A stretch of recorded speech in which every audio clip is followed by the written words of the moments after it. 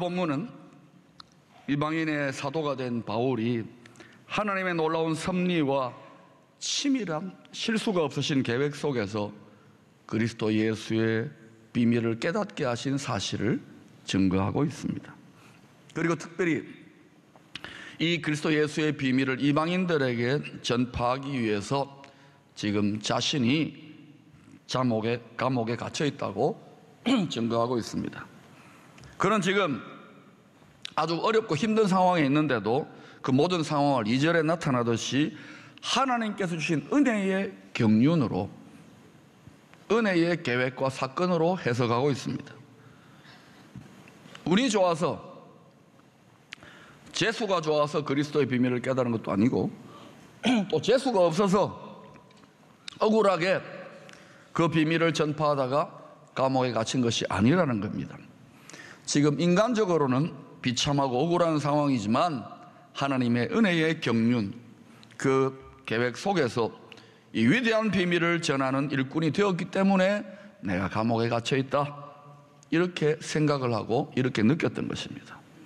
고난을 당하고 핍박을 당하고 있었지만 하나님의 은혜의 계획 속에 일어난 일이기 때문에 감옥 속에서도 바울은 감사하고 기뻐하고 영광스럽게 생각하면서 달게 견디고 있었던 겁니다.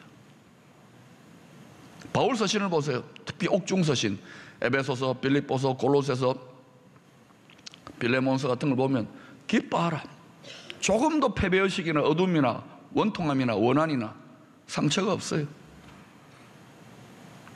바울은 이 은혜의 경륜을 고린도전서 15장 10절에서 다시 이런 식으로 고백하고 있습니다. 여러분 읽어보십시다. 시작. 그러나 하나님의 은혜로 된 것이니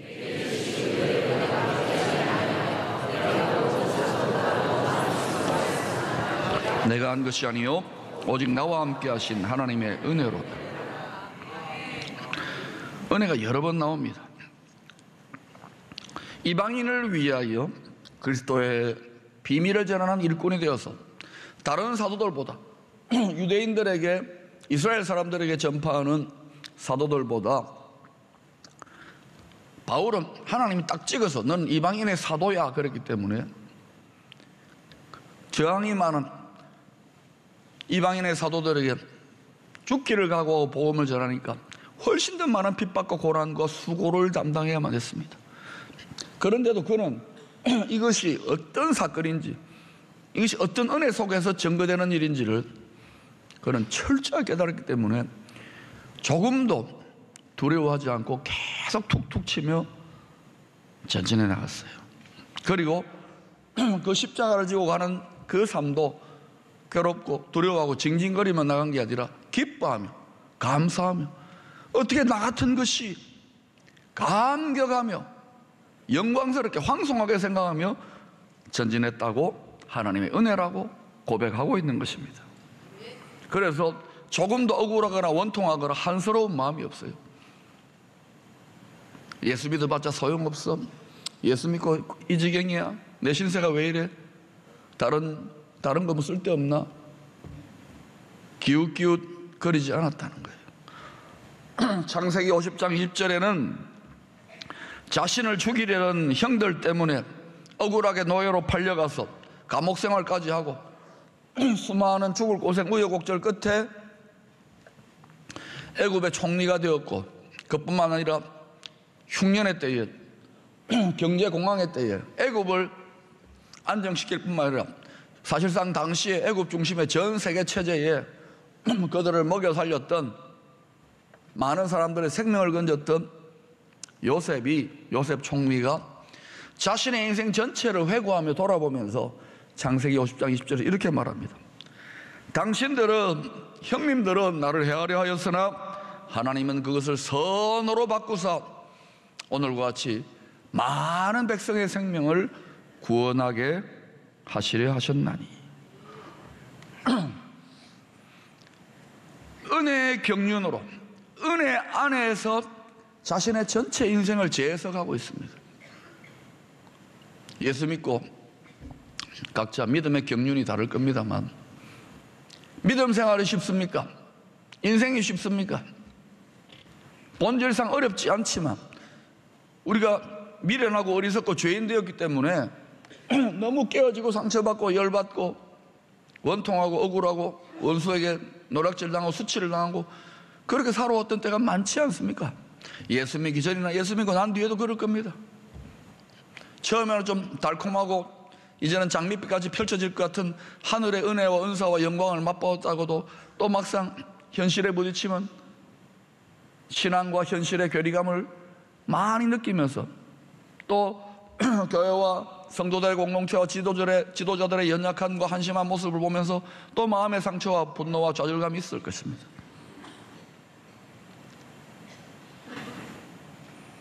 그런데 요셉은 안 그랬을까요? 바울은 안 그랬을까요? 그런데 은혜의 경륜으로 마침내 모든 것을 다 극복하고 난 다음에 믿음을 포기하지 않고 자신에게 주신 소명을 포기하지 않고 계속 전진했더니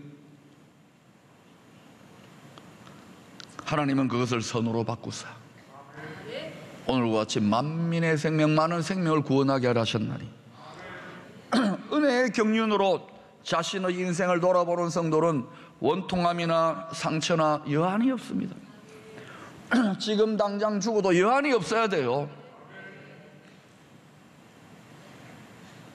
여러분 예수 믿고 이런저런 기도드리는데 그놈의 돈좀 내 건강이나 자식 새끼 남편 아내 또 여러 가지 내가 이 존구석에 처박혀 있을 사람이 아닌데 이런 여러 가지 여러분 갈등과 고민과 고뇌 없습니까? 내가 인연이 돼가지고 가족 손에 끌려가지고 이 예배당에 이렇게 한심하게 앉아있을 사람이 아닌데 그러고 있지는 않습니까? 미래에 대한 두려움과 근심과 염려와 불안과 어떻게 먹고 사나? 혹시 이런 분 없습니까? 암 걸려가지고 하나님 나를 버리셨습니까? 이런 분 없습니까? 은혜로 은혜의 경륜 안에서 자신의 인생을 돌아보고 자신의 상황을 해석하는 사람은 그렇지 않습니다. 따라합시다. 모든 것이 은혜로다. 내 마음에 달콤하고 어떤 기도 응답이 되고 내가 원하는 소원이 성취되어야지만 은혜입니까? 저와 여러분이 죽을 수밖에 없는 인생 죄인이었는데 예수를 믿고 이 자리에 주일 예배를 드리고 있다는 이 사실이 얼마나 기가 막힌 어마어마한 은혜인지요. Amazing grace, amazing grace. 온 창조세계 지구만이 아니라 온 우주 만물을 다 주관하시고 통치하시고 구속하시는 천국의 왕궁 하나님의 골드하우스의 최고 사령부, 최고 지도자 회의에서 나누어주는 비밀 중의 비밀, Top Secret of Top Secret.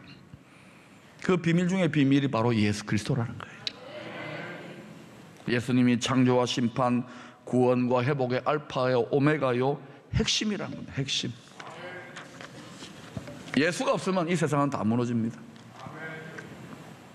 우리가 가야 될 천국은 이런 천국 저런 천국이 아니라 그리스도의 나라입니다. 그리스도가 천국의 시작이요 끝이요 그리스도의 나라입니다. 다른 나라는 다른 천국이 있다도 거기는 딴 사람들 가라 그래요. 우리는 생명을 걸고 그리스도의 나라로 가야 합니다. 우리의 신랑은 오직 예수입니다. 누가 뭐라고 하고 내 목에 칼이 들어와도 우리는 오직 예수입니다. 두려워하면 안 돼요. 정말 오직 예수인가? 이게 평소 때 뼈에 새겨져 있어야 돼요. 그래야 요동하지 않고 흔들리지 않습니다. 하늘이 무너지고 땅이 솟아나도 오직 예수. 하나님 오랜 세월 하나님 아버지의 심중에 감추어 놓으셨다가 숨겨 놓으셨다가 유니크니스 독특하신 존재이신 예수 그리스도가 사람의 몸을 입고 때가 되어 이 세상에 오심으로 나타내신 바 된 거예요. 신비가 풀린 거예요. 그리고 예수 안에 감추인 이 비밀한 구원의 계획 그 핵심을 바울은 더 깊이 성령으로 깨달아 알아 6절에 이렇게 소개합니다. 이는 이방인들이 복음으로 말미암아 그리스도 예수 안에서 함께 상속자가 되고 함께 지체가 되고 함께 약속에 참여하는 자가 됩니다. 원래 택한 백성은 약속을 받은 백성은 장자, 이스라엘 민족입니다. 그런데 이방인, 구약적 배경으로 보면 하나님이 버림받았다고 생각되는 이방인들이 놀랍게도 예수 그리스도 안에서 이스라엘과 이방인이 함께 하나님의 모든 창조세계의 유산을 상속받는 상속자요, 또 함께 형제가 되고 함께 하나님의 구속과 영광의 약속에 참여하는 자가 되었다는 것입니다. 이게 비밀이에요, 비밀. 그리스도 안에 있는 비밀을 조금 더 풀어놓은 거예요. 그래서 하나님은 이것을 이루시기 위해서 이방인과 이스라엘이 함께 하나님의 약속과 구원의 유산을 이어받기 위하여 졸지도 주무시지도 아니하고 불붙는 사랑을 가지고 지금도 적극적으로 역사하고 계세요. 지금 역사는요, 하나님의 이 구속의 드라마를, 구속의 역사를 성취하기 위해서 하나님께서, 하나님의 백성들이 마지막 스퍼트를 돌진하고 있어요. 돌진하고 있어요. 미가서 2장 13절의 말씀처럼. 그런데도 멍하니 이렇게 있다.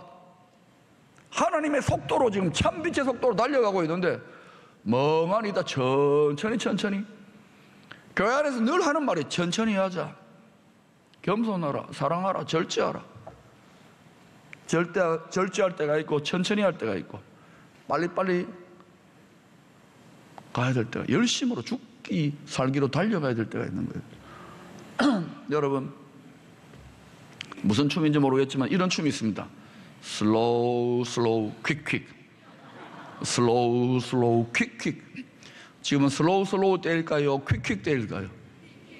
여러분 생각대로 하십시오. 제가 볼 때 거의 대부분은 슬로우 모션 보다가 숨 넘어가겠어요. 사업에서는 그렇게 비즈니스 빨리 세상은 빨리. 하나님 일에서는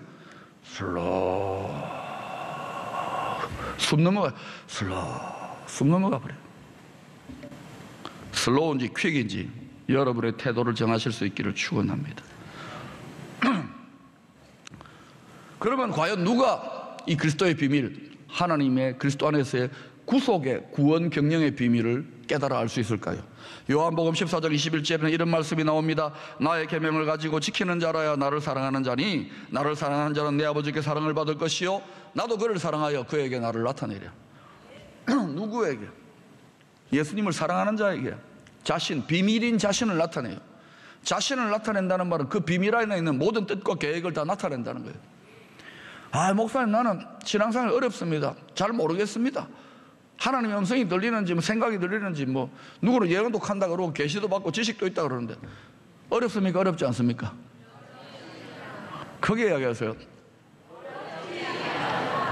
근데 왜 어려워요? 왜 안 됩니까? 사랑 안 하니까. 생명 다해 마음 다해 사랑 안 하니까. 왜 마음에 고민과 근심과 패배의식과 두려움과 원한이 있습니까? 마음을 다하지 않으니까. 내 마음이 남아있잖아요. 생명을 다하지 않으니까 예수의 생명이 나를 지배하지 않잖아요. 회개하라고요, 회개. 더 깊은 회개로. 근데 그런 분들이요, 자기 의와 자기 생각과 자기 판단에 사로잡혀서 회개 안 해요. 계속 이러고 있어요. 주님을 찌르고 있다고요. 주님의 몸을 피 흘리게 만들고 있어요. 본인이 죄인의 괴수인 줄도 모르고. 특별히 똑똑하다는 분들이. 여러분, 하나님은요 택한 백성, 택한 자식들이 있습니다.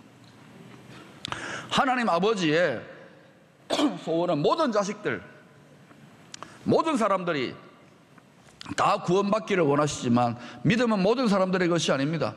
모두가 구원받습니까? 아닙니다. 구원받지 못하는 사람 분명히 있습니다. 끝까지 회개하지 않고 하나님이 분명히 심판하시는 걸 알면서 끝까지 고집 피우는 자들이 있을까요, 없을까요? 극악하게 하나님도 죽여버리려고, 하나님도 대적하는 자들이 역사상 수없이 나타났습니다. 누구의 정신에 놀아나고 있는 것입니까? 남의 정신에 놀아나고 있는 거예요. 정에 신이 붙어가지고 남의 신에 놀아나고 있는 거예요. 정신 차려야 돼요. 지금은 호랑이 굴에 들어가 있단 말입니다. 호랑이 굴에 들어가 정신 차려야 되는 거예요. 그러면 어떻게 해야 돼요? 하나님 아버지는 자기가 택해서 구원받기로 작정된, 우리는 모르지만 하나님 보시기는 있어요. 우리는 누군지 모르니까 열심히 모든 만민에게 복음을 전해야 됩니다. 거부하는 사람들은 거부하라, 또 전하고 또 전해야 돼요. 복음 전하다 거절당하는 당연한 일입니다. 핍박받는 건 당연한 일입니다. 그거 좀 핍박받아서 주저앉아가지고 또 한 10년 주저앉았다가 또 은혜 받아가지고 전도하고, 은혜 받아가지고 또 전진하고, 그러면 용서가 아니에요. 바울을 보세요. 계속 거절당하면 연속인데도 분명히 열매가 있잖아요. 택한 백성들을 건지잖아요. 하나님이 택한 자식이 있다고요. 여러분, 자식이 죽게 되었습니다. 영원한 멸망으로 떨어집니다. 그럼 여러분 부모입니다. 여러분 아버지입니다. 제가 아버지입니다. 우리 자식이 죽습니다. 그럼 내가 어떻게 할 것 같습니까? 제가 재산이 좀 있고 지식이 있고 내 소유가 있다고 하면 어떻게 할 것 같아요? 아, 네가 내 아들이고 내가 너를 살리기는 해야 되겠지만 좀 아깝다, 야. 꼬불쳐 놓겠습니까? 인색하겠습니까? 아니에요. 그 증거가 뭡니까? 모든 것을 다 바쳐버리는 증거가 뭡니까? 독생자 하나님의 비밀 병기를 십자가에 못 박아 죽기까지 내어주시잖아요. 그런데도 뭐 은혜가 없다고요? 당뇨가 아니라고요. 당이 아니라고요. 은혜는, 여러분, 하나님은 자기 자식 건지기 위해서는, 택한 자식 건지기 위해서는 모든 하나님의 지혜와 권능과 영광과 부귀와 모든 자원을 올인함 다 쏟아붓습니다. 아버지시기 때문에. 자식 살리려고 불붙는 사랑으로, 졸지도 주무시지도 않고 자식을 위해 미친 듯한 사랑으로, 불붙는 사랑으로 지금 달려가고 계십니다.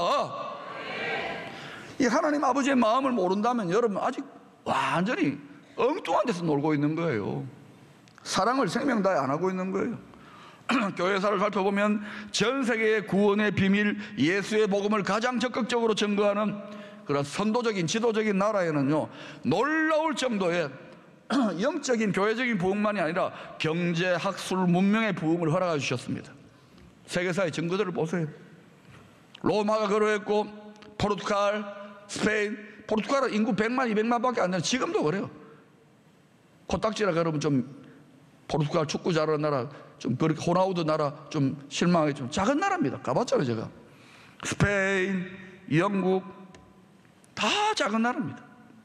지금은 미국이 엄청난 부와 권세로 하나님의 구속사의 역사 속에 중요한 지도자적 역할을 하고 있습니다. 미국이 실제로 하나님 걸 쓰고 있어요.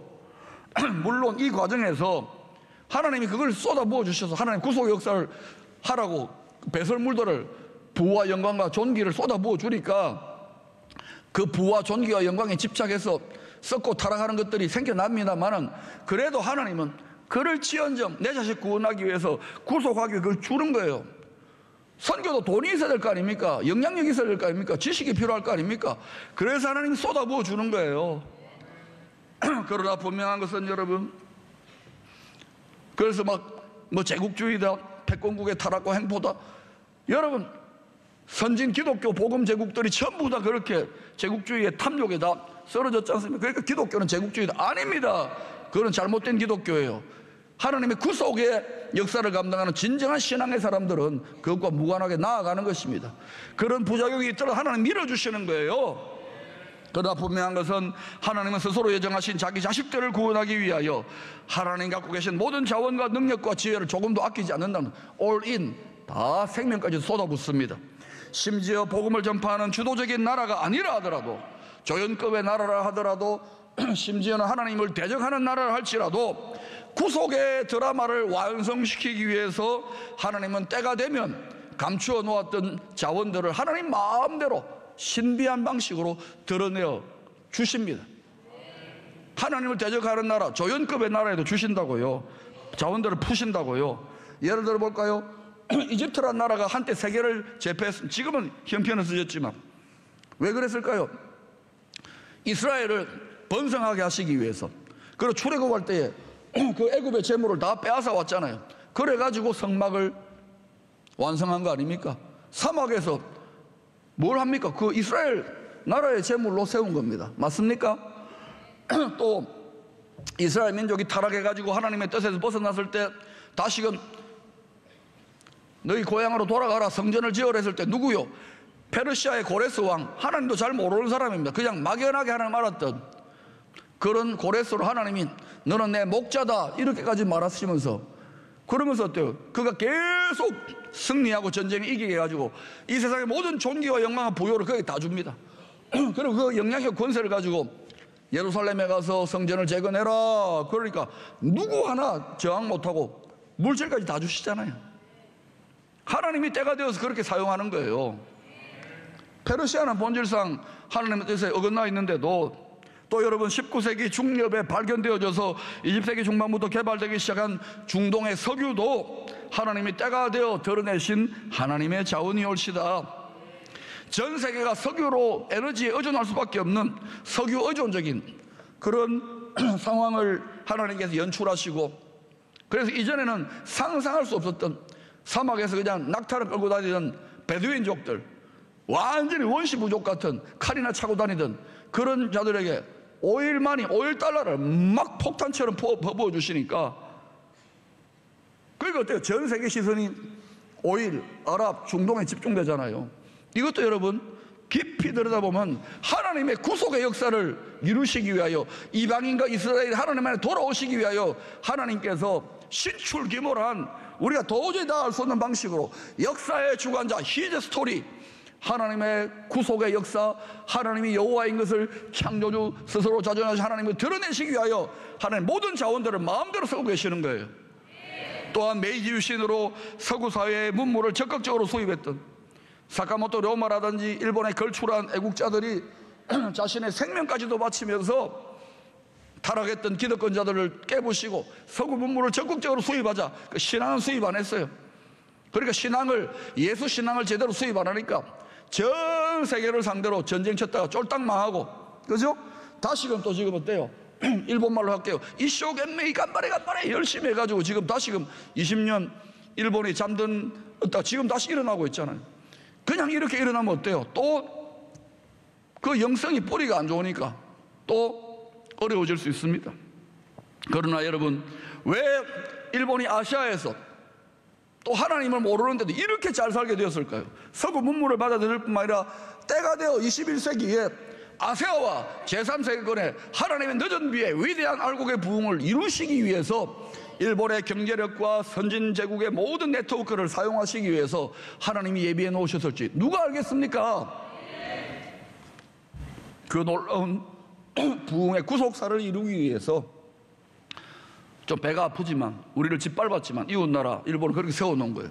그래서 제가 저곳에 가서 일본 인구의 11조가 그리스도의 군대로 돌아오기를 강력하게 외쳤잖아요. 누구도 외치지 않았어요. 그렇다면 앞으로 우리가 살고 있는 이 한반도가 전 세계를 영적으로, 정신적으로, 경제적으로 모든 면에서 축복하고 선도할 수 있는, 마치 요셉이 다스리던 애굽의 때와 같이 선도할 수 있는 위대한 통일 대한민국, 복음 전하는 나라가 될 수 있을까요?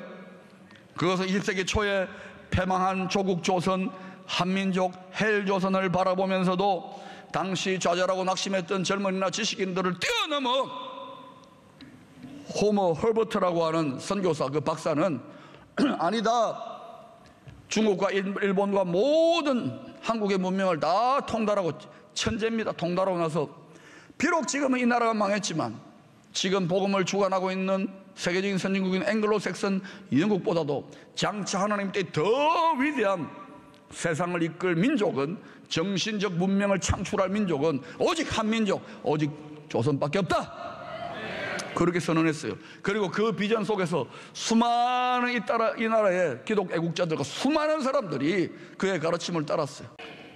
하나님의 구속의 역사를 위하여 여러분 전심전력하며 따라가게 되면 여러분의 가정과 교회의 나라를 하나님의 모든 지혜와 부귀와 영광과 자원들을 통하여 올인하며 여러분을 밀어주실 것입니다.